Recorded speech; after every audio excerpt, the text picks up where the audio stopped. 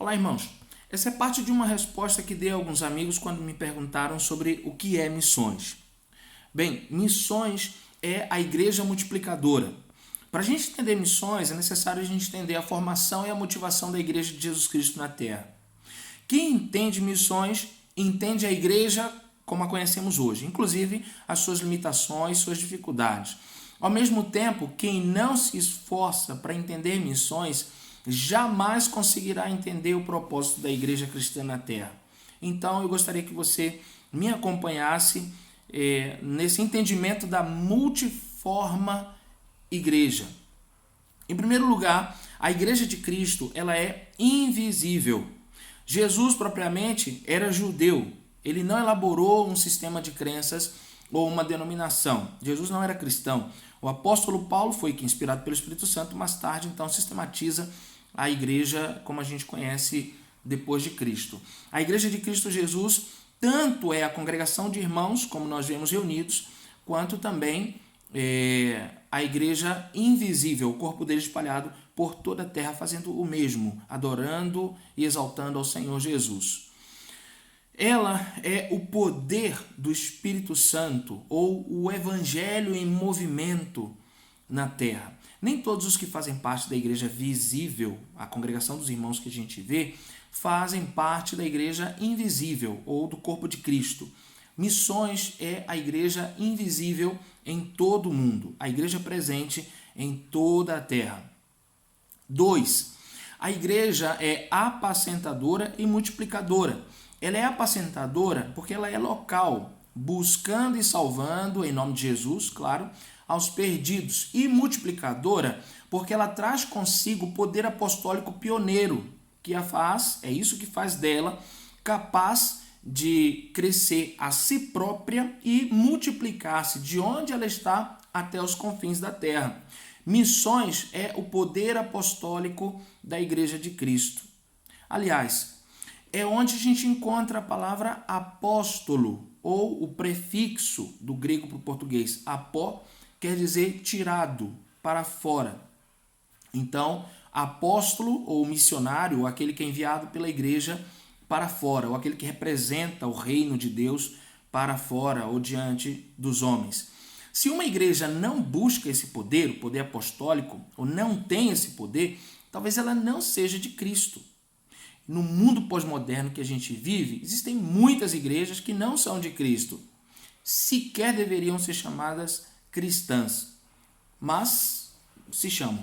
Eu conheço algumas, eu diria, igrejas.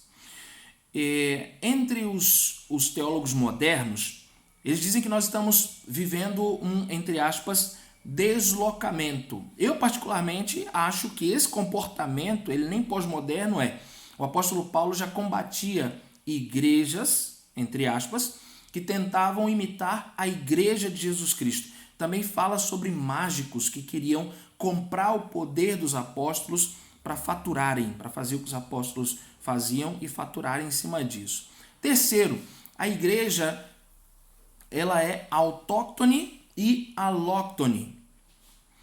Ou seja, ela é necessariamente feita de duas partes, como uma moeda.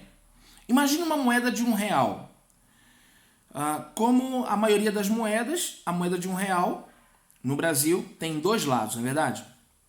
E se alguém te desse uma moeda de R$1 como troco, só que ela só tivesse um lado, você a receberia como verdadeira? Não, né? Então, só uma pessoa desatenta não perceberá que ela é falsa.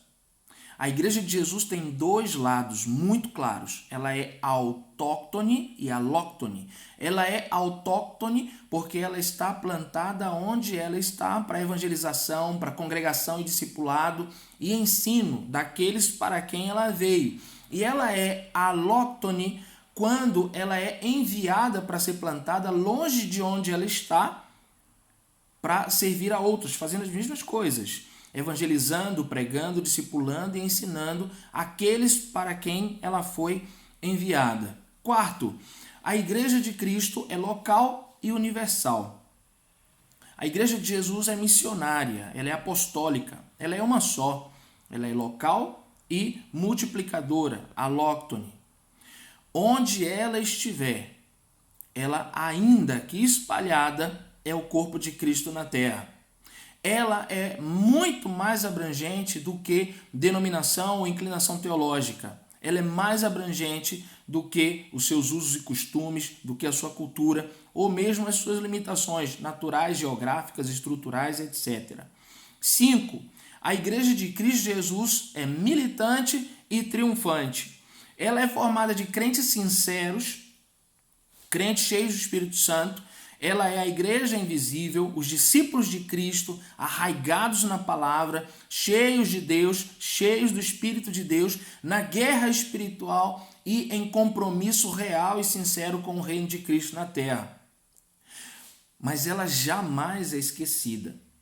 O esforço daqueles que se deram pelo mundo e que hoje triunfam com o Senhor, triunfam em glória, descansam da batalha aqui.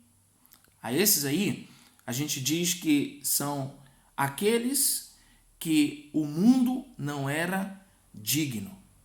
Aqueles cujas obras, mesmo depois deles mortos, ainda falam. E eu não estou falando só dos personagens bíblicos que a gente conhece. Eu falo da minha avó, por exemplo, que com muito pouco que tinha, aprendeu a ler com a Bíblia, tipo assim. Mas hoje ela é parte da igreja triunfante, porque antes dela ir, ela viu filhos e netos pregando o evangelho, pastoreando, plantando e pastoreando igrejas ao redor do mundo. Ela se foi depois de ter ganhado muita gente para Jesus, depois de ter dado muitas ofertas para missões, depois de ter cooperado com a fundação da sua igreja e das congregações a partir da sua igreja. Eu falo daqueles que cumpriram o chamamento do Senhor, aqueles que combateram o bom combate, que completaram a carreira deles. E pelo testemunho da fé, nós somos inspirados a militar até hoje.